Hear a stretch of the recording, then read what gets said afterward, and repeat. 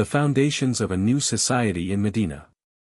On Friday, 12th Rabi al-Awwal, 1 AH, September 27, 622 CE, the Prophet Muhammad entered Medina and took temporary residence in the home of Abu Ayyub al-Ansari. His first act as a community leader was not military nor political, it was spiritual and societal, the construction of a mosque, a symbol and center for the new Muslim society.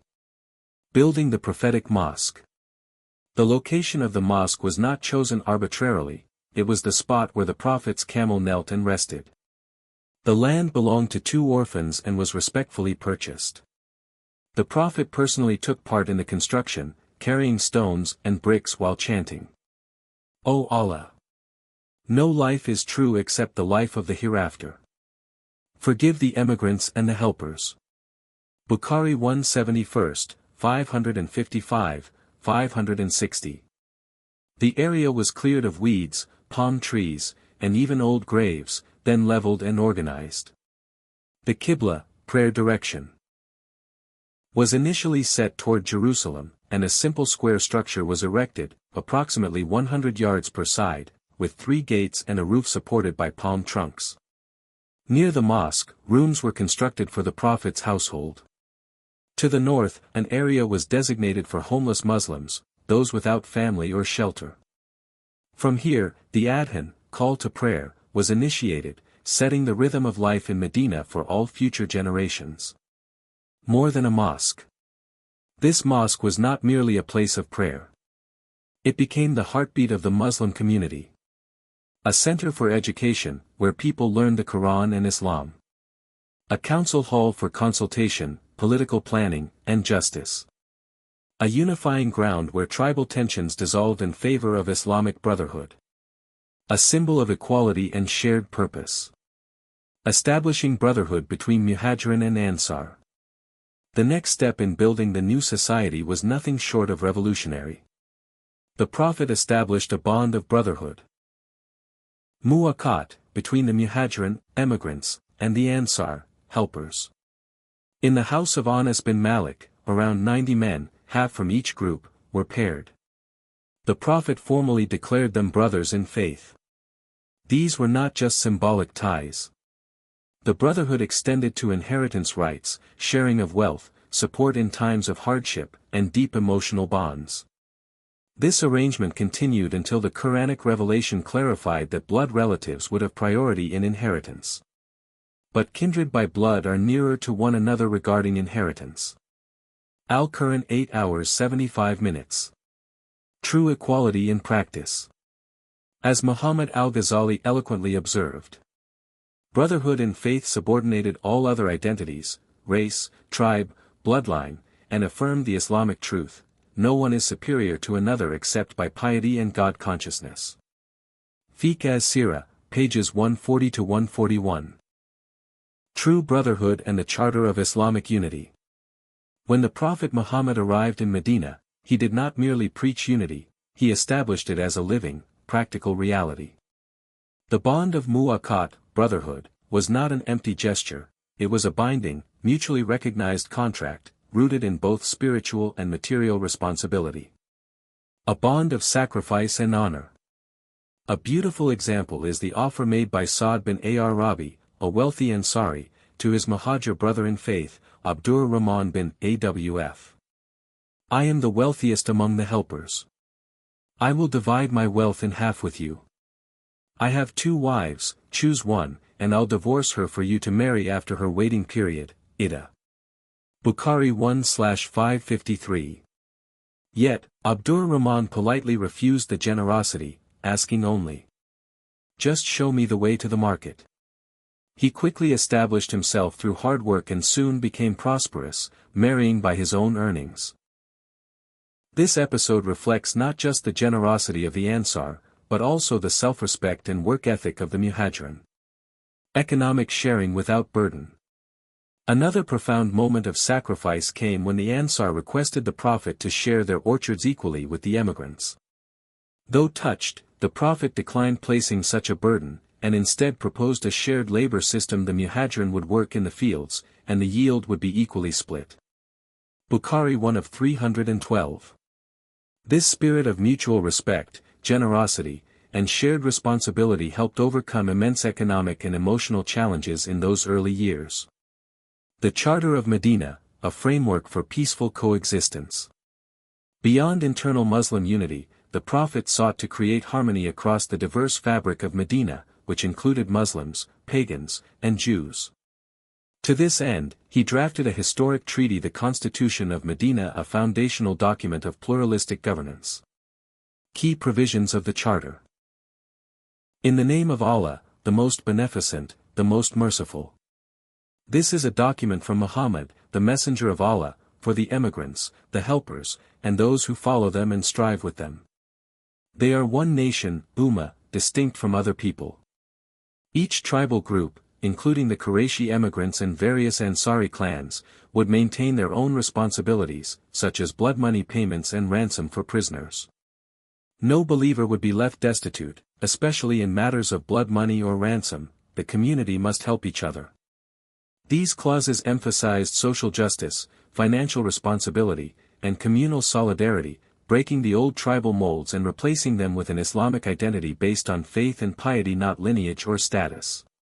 A model for humanity.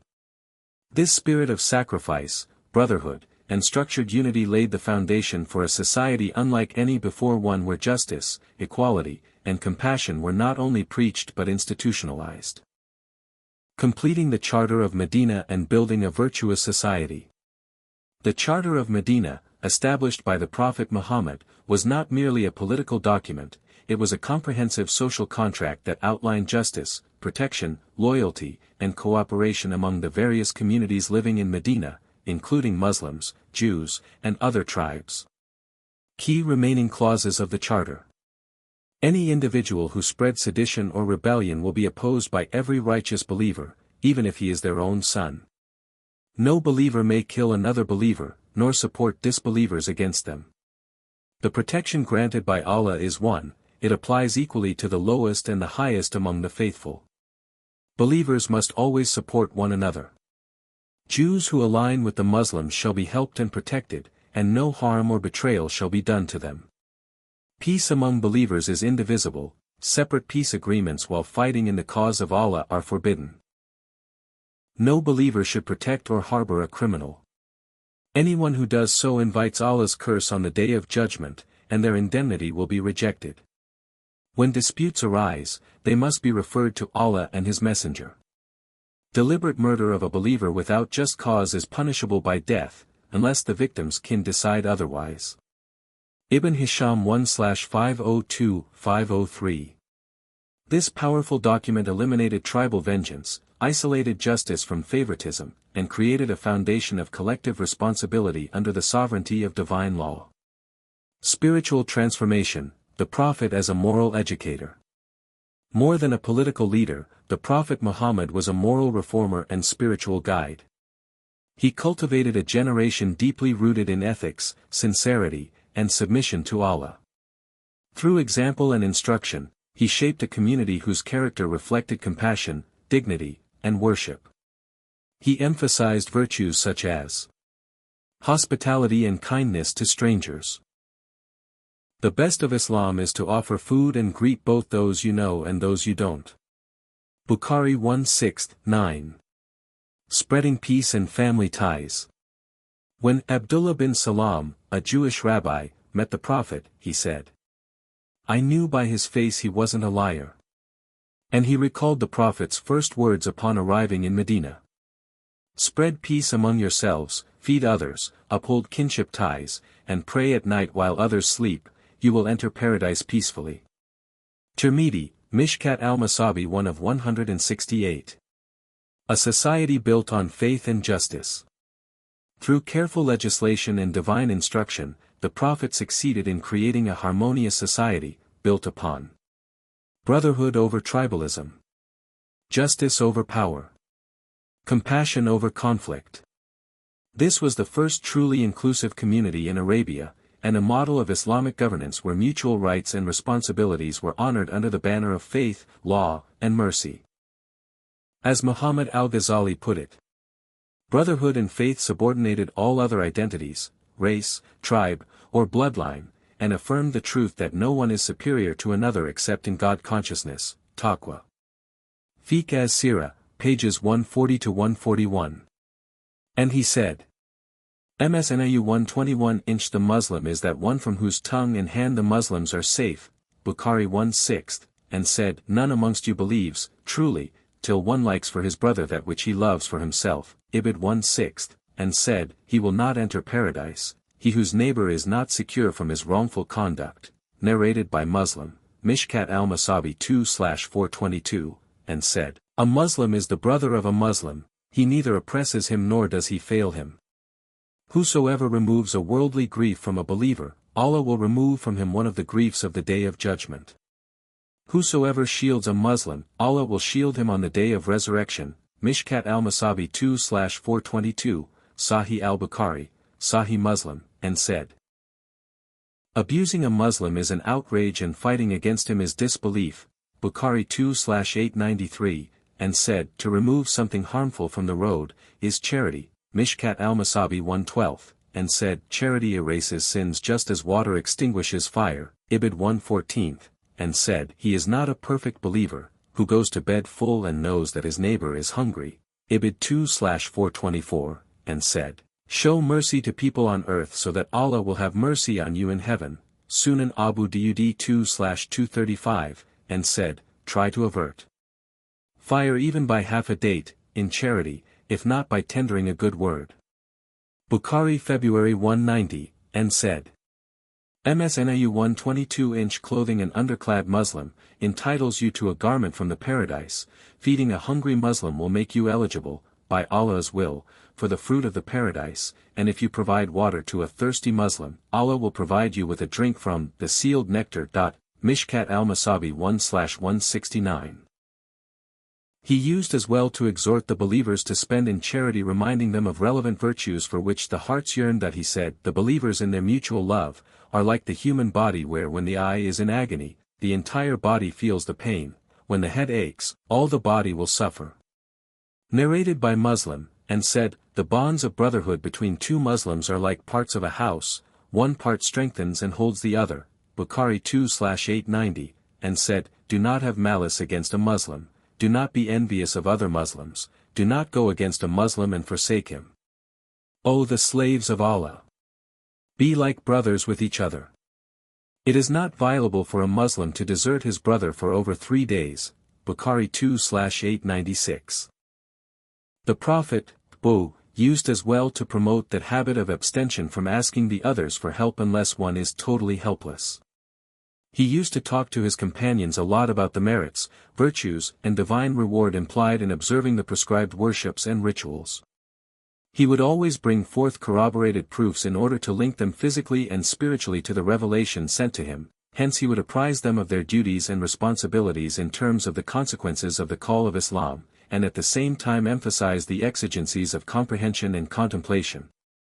That was his practice of maximizing their morale and imbuing them with the noble values and ideals so that they could become models of virtue to be copied by subsequent generations. Abdullah bin Mas'ud once said, If you are willing to follow a good example, then you can have a recourse in the tradition of the deceased, because the living are likely to fall an easy victim to oppression, so they might waver in faith.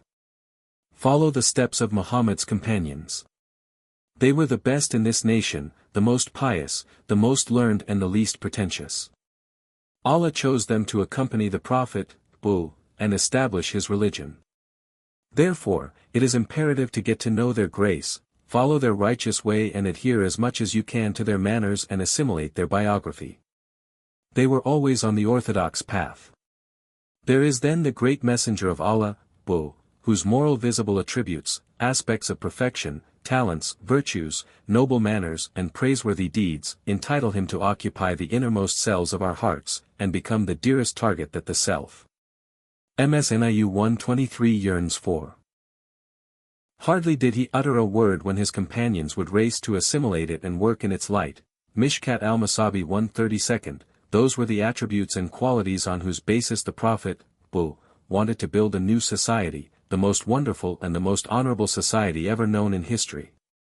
On these grounds, he strove to resolve the long-standing problems, and later gave mankind the chance to breathe a sigh of relief after a long wearying journey in dark and gloomy avenues. Such lofty morale lay at the very basis of creating a new society with integrated components immune to all fluctuations of time, and powerful enough to change the whole course of humanity.